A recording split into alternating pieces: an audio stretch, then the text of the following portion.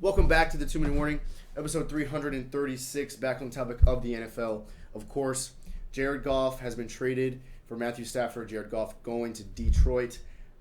Will this be the end of Jared Goff's career? That's what we're going to be talking about today. But first question today, it's going to be a two-part question.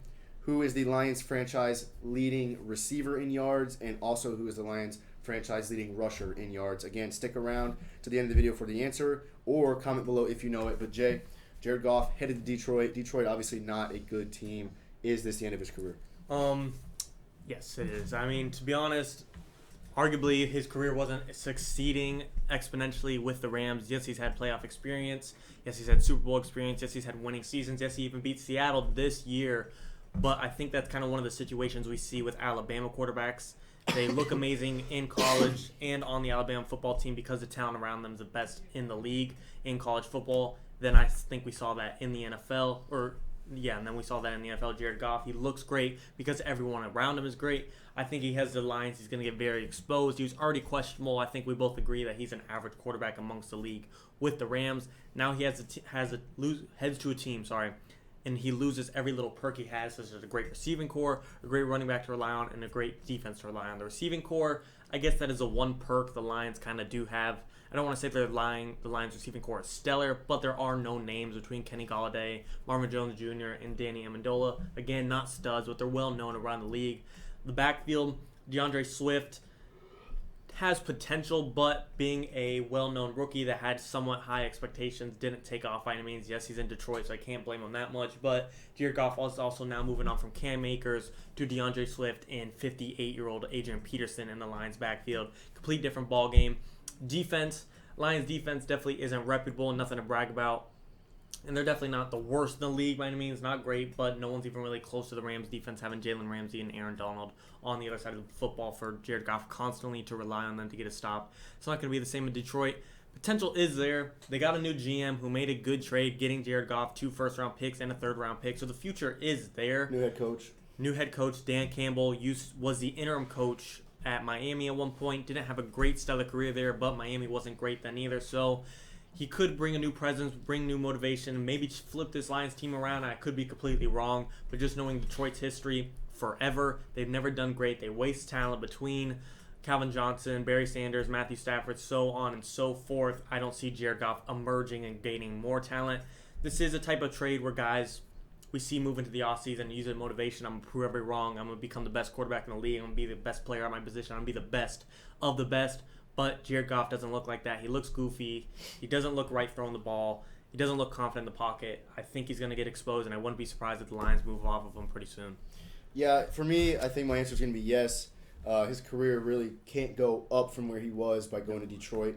He was in a pretty ideal spot for an average quarterback there in LA with the best defense in the league and 2 great receivers and a good running back. So if you look at the way that the Lions were with Matt Stafford, only thing that's changing is a new quarterback that is not as good as Matt Stafford, in my opinion. You look at the way Stafford throws the ball. He's more mobile than Goff. He's more comfortable in the pocket. He's more accurate. He's a stronger arm. So you're basically just switching quarterbacks. One that was not as good as the one that was before on a 6-win team, 7-win team. I'm not sure what they were last year, but I don't even know. Probably 6 or 7 games they won. They weren't 500. So I think it sucks for Jared Goff. I really didn't think they were going to trade him, at least not this quickly, but they got rid of him pretty fast. I figured that the dissatisfaction that McVay was expressing was meant to motivate Goff to either work harder or compete with Wolford for the starting job. Yep. And next thing you know, he's going to Detroit. But there's no Cooper Kupp to throw the ball to. There's no Robert Woods to throw the ball to. Now, like you said, between Golladay and Amendola and Marvin Jones Jr. Even the tight end's not bad, T.J. Hawkinson. So he does have receivers. He has somebody to throw the ball just to. Not the Rams level. It's right. The receiving core isn't the same as the Rams, but it's not bad. The run game, Cam Akers is rising star right now, and Adrian Peterson is 6 years past his prime. So it's just there's not enough there for Jared Goff to do really anything with. Jared Goff needs a team that can carry him being average, which is kind of what the Rams could do, but even that didn't quite work out. So there's just no way Jared Goff can lead a team anywhere. Yeah, and it just really shows the Rams clearly know something. They know Jared Goff isn't great if they're willing to give up that much to get rid of him. 2 whole first-rounders when you already don't have one this year.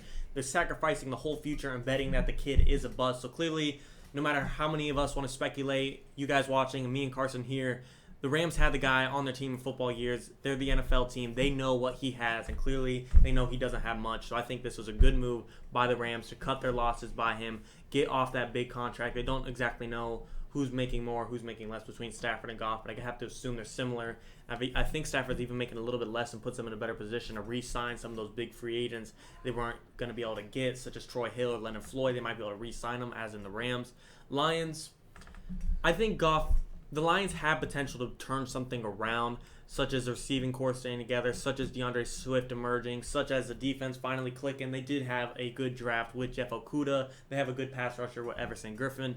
But no matter how many ifs, ands, or buts, the Lions can do this, they can do that, they could create a good team. Are we really going to say they're a better roster than the Rams, where he didn't do great there either? No, and therefore I think Jared Goff will not do great. And to be honest, if someone even gives them a call this year, I would not be surprised if the Lions move off of Jared Goff for a 3rd-round pick just to get rid of that contract and just start a rebuild come from complete scratch. You got a new GM who made this big trade. He might be looking for more.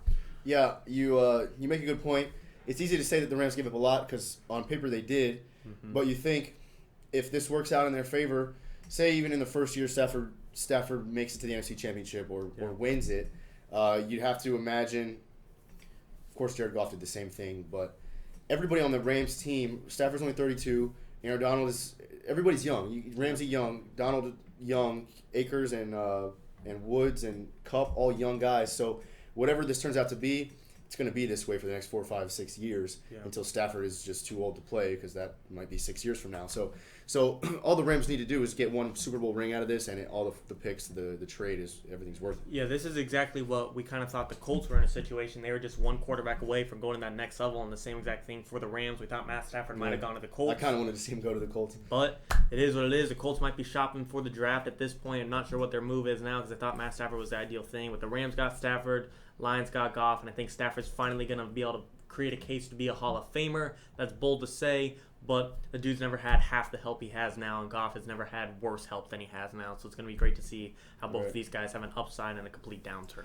Yeah, but ultimately I'm going to have to go with Jared Goff. Won't be seeing any career improvements in Detroit. I would not be surprised if they're the worst team in the NFL next year. Maybe the Texans can compete with them. Yeah, that's going to be good to see. All right, that's all for the video, guys. Question today. Your Lions' all-time leading rusher is, of course, Barry Sanders. He got 15,269 yards. And your Lions' leading receiver is, of course, Calvin Johnson, Megatron, 11,619 yards. Thanks for watching, guys. 2-1.